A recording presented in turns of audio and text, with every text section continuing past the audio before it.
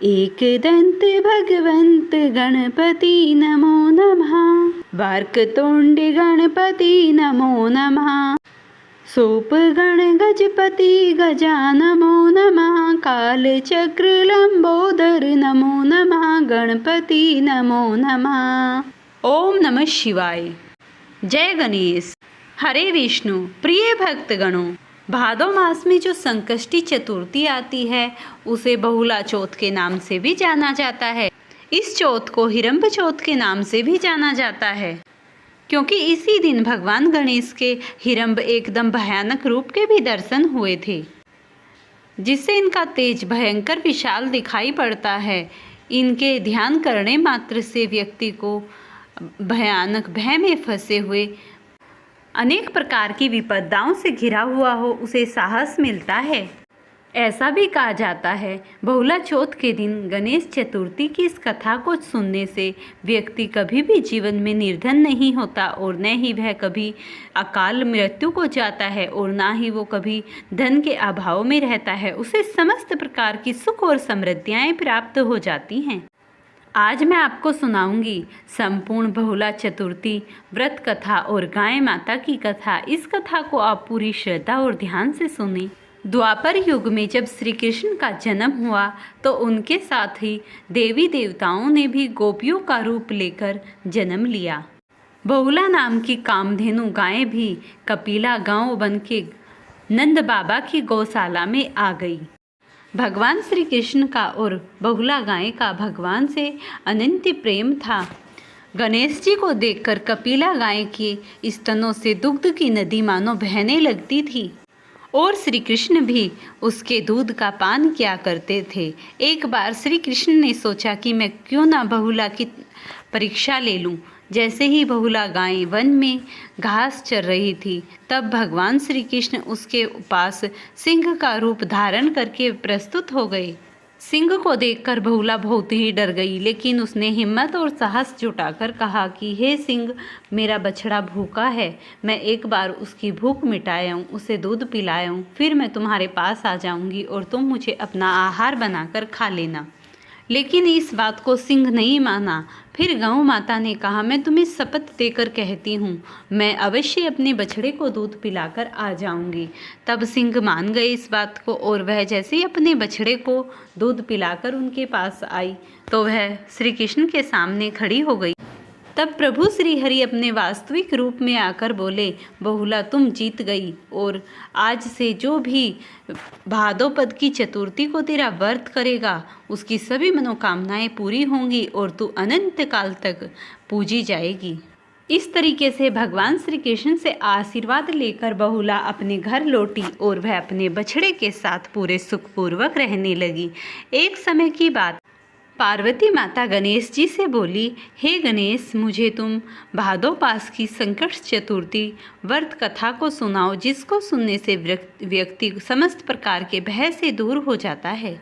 गणेश जी ने माता को बताया, भादोपद की संकट चतुर्थी समस्त प्रकार के सुख और नाना प्रकार के फल और समृद्धियों को प्राप्त कराने वाली है। इस व्रत को पौराणिक कथाओं मान्यताओं के अनुसार ही करना चाहिए। जो भी मनुष्य इस व्रत को निराहार रहकर करता है उसकी समस्त प्रकार की मनोकामनाएं पूरी होती हैं और इस व्रत को विधि विधान से करके मनुष्य मोक्ष की प्राप्ति करता है। पूर्व काल में नल दंपति नाम के एक राजा थे। राजा नल के अत्यंत सुंदर अपार गुणों से युक्त दंपति नाम की एक उनकी भार्या थी। राजा नल को श्राप से कुपित होकर राज्य को छोड़ना पड़ा था और राजा नल ने पत्नी के वियोग में दूर रहने का कष्ट भी सहा था।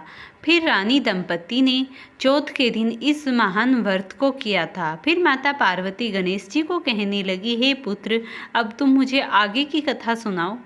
गणपति ने कहा कि हे माता, 3 महीने तक दंपति ने इस व्रत को सच्चे मन और पूरी निष्ठा के साथ किया था। फिर श्री कृष्ण ने युधिष्ठिर से कहा, हे युधिष्ठिर, गणेश जी अपनी माता को कहते हैं, हे माता, एक समय की बात है, हाथियों की चोरी हो गई, घुड़सवारों से घोड़ों की चोरी हो गई, जिसका कष्ट महाराजा नल को सहना पड़ा। डाकुओं ने उस राज्य का सब कुछ धन लूट लिया, यहाँ तक कि जो बचा हुआ धन था उसे आग से जला दिया और उनकी राजधानी तक भी छीन ली। ये सारा कष्ट राजा नल को सहना पड़ा और उसका जो दायित्व था वो भी उन्हीं के ऊपर आरोप लगा दिया गया। तब राजा नल समस्त प्रकार की पीड़ाओं से दुखी होकर वन में चले गए। जब दोनों वन में रहने लगे, यहाँ तक कि खाने के लिए कुछ भी न रहा, तो दोनों का आपस में वियोग हो गया। रानी किसी शहर में जाकर किसी राजा सेठ के यहाँ पर काम करने लगी और राजा नल कहीं जाकर नौकरी करने लगे। जो पहले राजा राजपंती कहलाते थे, अब वो भी भिक्षुकों की तरह नौकरी करके अपना पेट पालने लगे। राजा नल और दंपति दोनों एक दूसरे से बिछुड़कर इधर उधर भटकने लगे। एक समय की बात है, जब दमयंती इधर उधर वनों में भटक रही थी, तभी वहाँ पर उसने वन में सरभंग ऋषि के दर्शन किए। उन्होंने उसे प्रणाम किया और ऋषि के श्री चरणों में मस्तक झुकाकर बोली, हे ऋषिवर, मुझे अपने पति हाथी घोड़ों से सुशोभित कब मिलेंगे? कब हमें अपना राज्य मिलेगा? कब हमें नगरी प्राप्त होगी? जब सरभंग ऋषि ने दमयंती की ये बात सुनी तो उन्होंने कहा दमयंती को, हे पुत्री, भाद्रपद मास की कृष्ण पक्ष की चतुर्थी तिथि को पापनाशनी चतुर्थी तिथि कहते हैं, इसीलिए तुम इसका व्रत करो। इसका व्रत करने से तुम्हें जो भी दारुण दुख प्राप्त हुआ है वह दूर हो जाएगा और तुम्हें अपने पति के भी दर्शन हो जाएंगे और अपना राज्य भी मिल जाएगा। हे रानी, मैं पूरे दावे के साथ कहता हूँ, अगर तुम 7 माह तक इस व्रत को पूरी निष्ठा और श्रद्धा के साथ करोगी तो तुम्हें तुम्हारा पति और राज्य अवश्य प्राप्त हो जाएंगे। फिर रानी ने इस व्रत को पूरे 7 माह तक करा। जैसे ही रानी ने इस व्रत को 7 माह तक किया, उसे उसका राज्य, पति, पुत्र और उसका सब कुछ वापस मिल गया। वह अपना जीवन खुशहाल से रहने लगे और उसके नगर में सभी मनुष्य बहुत ही खुशी से जीवन व्यतीत करने लगे। प्रेम से बोलिए श्री गणपताय नमः। प्रिय भक्तों, यह भादा चौथ समस्त प्रकार की विपत्तियों को हरने वाली है और मनुष्य की सभी प्रकार की कामनाओं को पूर्ण करने वाली है। प्रेम से बोलिए चौथ माता की जय। सिंदूर से रंगे चरण, चतुर्मुख पर चंदन की छटा, मस्तक पर चंद्रमा खिला। हे चौथ माता, आपके श्री चरणों में तन मन धन मेरा सभी कुछ समर्पित है। जय जय चौथ माता, सुख समृद्धि खुशहाली सब कुछ देने वाली, संतान को देने वाली और उनकी रक्षा करने वाली। हे चौथ माता, कथा को करते सुनते समय अगर मेरे तन मन धन वचन से कुछ त्रुटि रह गई हो तो उसके लिए मुझे क्षमा करना। हे चौथ माता, हम आपके श्री चरणों में आपकी छाया में रहना चाहते हैं। आज की इस वीडियो में हम चौथ माता की एक अद्भुत और पावन कथा का श्रवण करेंगे। हमारे वेद शास्त्रों में ऐसा कहा जाता है, चौथ माता का व्रत करने से घर में पुत्र, संतान और खुशहाली की प्राप्ति होती है। तो आइए आज की इस कथा का श्रवण पूरी श्रद्धा और ध्यान पूर्वक करते हैं। ऐसा कहा जाता है, पूर्व काल में एक बुढ़िया माई थी। वो साल में समस्त प्रकार की चौथ का व्रत धारण किया करती थी। बुढ़िया बहुत ही दरिद्र थी, लेकिन उसके एक पुत्र था। वह जंगल से जाकर लकड़ियां लेकर आती और उसी को बेचकर अपने पुत्र का और अपना पेट का पालन किया करती थी। बूढ़ी माई जब जंगल से लकड़ियां लेकर आती थी तो उन लकड़ियों को 2 लकड़ियां हर रोज छुपा कर रख लेती थी और चौथ के दिन उनसे 5 पूहे बनाती थी। वो एक पूहा तो चौथ माता को चढ़ाती, एक पूहा ब्राह्मण को खिलाती, एक पूहा अपने बेटे को देती, एक पूहा चौथ माता को अर्पित करती और एक पूहे को खुद खा लेती थी। तभी शाम का समय था। बालक पड़ोस में किसी के यहाँ खेल रहा था तो उसने जाकर पूछा एक पड़ोसन से, आज क्या है जो आप पूहे बनाती हो? तब वह पड़ोसन बोली, मैं तो आज पूहे बना रही हूँ, तेरी माँ तो हर रोज बेटा पूहे बनाती है। तब वह अपने घर आया और अपनी माँ से पूछा, माता तुम रोज पूहे क्यों बनाती हो? तब उसकी माँ ने बताया, बेटे ने अपनी माई से पूछा, हम इतनी मेहनत करके लकड़ियां बेचकर पैसा लेकर आते हैं और तुम चौथ माता को पूहे बनाकर खिलाती हो। अब आप ऐसा करो, या तो मुझे या फिर चौथ माता को, एक को चुन लो। तब उसकी माँ बोली, बेटा तू भी मुझे अति प्रिय है, लेकिन अपनी चौथ माता का व्रत मैं बिल्कुल भी नहीं छोड़ूंगी।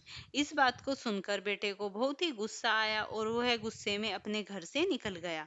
बुढ़िया माई अपने बेटे से बोली कि जा ही रहा है तो जाते जाते ये आके ले जा, ये तेरा बहुत रक्षा करेंगी, जहां भी तुझे रहना हो वहीं पर इन्हें पूर देना और फिर रहना। फिर उसने सोचा कि जो तेरी माई कह रही है बात तो छोटी है, लेकिन लेके चल, तेरा बिगड़ता ही क्या है। जैसे ही वह चला तो उसे रास्ते में रास्ता पार करने की कोई भी स्थान नहीं दिखाई दिया। वहां पर एक नदी थी, वो खून से भरी हुई थी। तब वह बोला, उसने कहा कि चौथ माता, अगर तू सच्ची है तो ले, मैं तेरा आंखा पूर देता हूँ, मुझे रास्ता दिखाना। जैसे ही उसने आंखा पूरा तो चौथ माता ने उसे दर्शन दिए और उसे रास्ता दिखा दिया। रास्ता देखते हुए फिर आगे चला। फिर वह जैसे ही आगे चला तो वहां पर घर घनघोर अंधेरा था। फिर उसने सोचा कि अगर तू इस घनघोर अंधेरे में जाएगा तो तुझे चीते भगेरे कुछ भी, राक्षस सांप कुछ भी खा जाएंगे, क्यों ना तू यहाँ पर भी आंखा पूर दे। उसने आंखा पूरा और कहा कि हे चौथ माता, अगर तू सच्ची है तो मुझे उजियारा दिखा दे। जैसे ही उसने आंखा पूरा तो उसे तुरंत उजियाला हो गया। जैसे ही उजियारा हुआ वह जाकर किसी नगरी में पहुंचा। वहां के राजा का नियम था, वह नित्य प्रति एक पुरुष की बलि दिया करता था। वह जाता हुआ एक बुढ़िया माई के घर रुका। वह बुढ़िया माई रोती हुई पूहे बना रही थी। तब उसने बुढ़िया माई से पूछ ही लिया कि आप पूहे भी बना रही हो और रो भी रही हो, इसमें क्या कारण है। तब बूढ़ी माई ने उसे बताया कि मेरे एक ही बेटा है और जो यह राजा है आज मेरे बेटे की बलि देगा, उसी के लिए मैं आज पोहे बना रही हूँ। तब वह बोला कि आप ऐसा कीजिए, जो आपने पोहे बनाए हैं आप उन्हें मुझे खिला दीजिए और आप मेरी बलि दे दीजिए। वह बूढ़ी माई बोली कि मैं अपने बेटे की बजाय दूसरे बेटे की बलि किसी और के की कैसे दे सकती हूँ। और जैसे ही सुबह होते राजा के आदमी वहां पर उसे पकड़ने आए तो वह लड़का उनके साथ चला गया। राजा के यहाँ नियम था, जिसमें कुम्हार आवा पकाते हैं उसमें ले जाकर उस भट्टी में उसी इंसान को झोंक दिया जाता था और 4-5 दिन में जैसे आवा पकता है वो वहां पर भस्म हो जाता था। लेकिन उस दिन तो कुछ चमत्कार ही अलग हुआ। जैसे ही उस लड़के को आवे के अंदर भेजा गया, उसने पहले चौका पूरा और चौका पूर कर वह आवे में बैठ गया। वहां पर नियम था, आवे में बर्तन 3-4 दिन में बनकर तैयार होते थे, लेकिन उस दिन तो अलग ही चमत्कार हुआ, एक दिन में ही आवा बनकर तैयार हो गया। वहां पर एक औरत थी जो झाड़ू करने आया करती थी।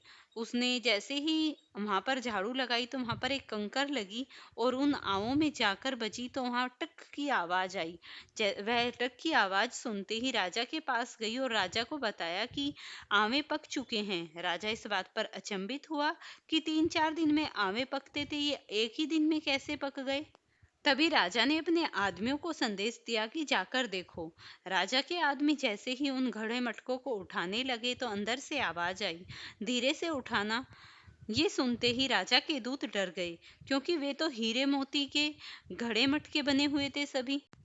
तब उन्होंने सोचा, राजा के दूतों ने, कहीं इनमें कोई आत्मा तो नहीं बस गई। उन्होंने राजा को बताया कि अंदर से आवाज आती है और वे तो हीरे मोती चांदी के बने हुए हैं। जैसे ही राजा ने वहां पर आकर देखा तो वहां पर वह लड़का बोला कि डरो मत, तुमने यहाँ पर एक आदमी को झोंका था, वो तो बिल्कुल ठीक भरा बैठा हुआ है।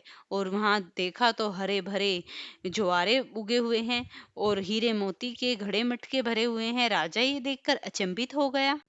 तब राजा ने पूछा कि हमने तो तुझे भट्टी में झोंक दिया था, फिर तू जिंदा कैसे बचा।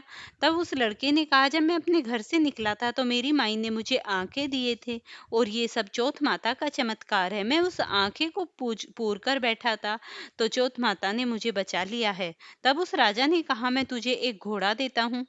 राजा ने कहा, मैं तुझे एक घोड़ा देता हूँ जिसके गले में एक सांकल पड़ी हुई है।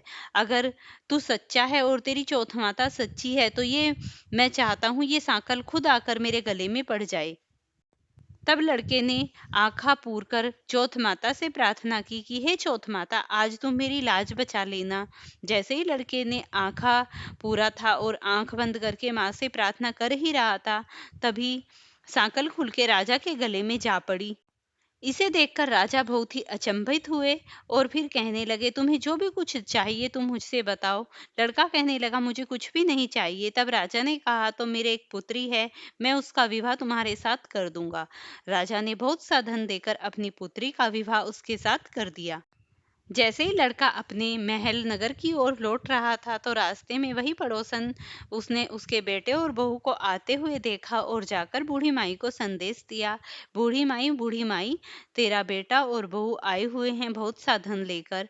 तब बूढ़ी माई बहुत ही खुशी हुई और उसने बहुत धूमधाम के साथ अपने बेटा और बहू का स्वागत किया और दोनों तीनों बहुत ही खुशहाल रहने लगे। प्रेम से बोलिए चौथ माता की जय। जिस तरीके से चौथ माता ने बूढ़ी माई की सुनी, भगवान उसी प्रकार सभी की सुनना। फ्रेंड्स, अगर आपको ये कथा पसंद आई हो तो इसे लाइक शेयर करना, चैनल पर नए हैं तो चैनल को सब्सक्राइब करना और मुझे बताना मैं आपके लिए अगली वीडियो कौन सी लेकर आऊं।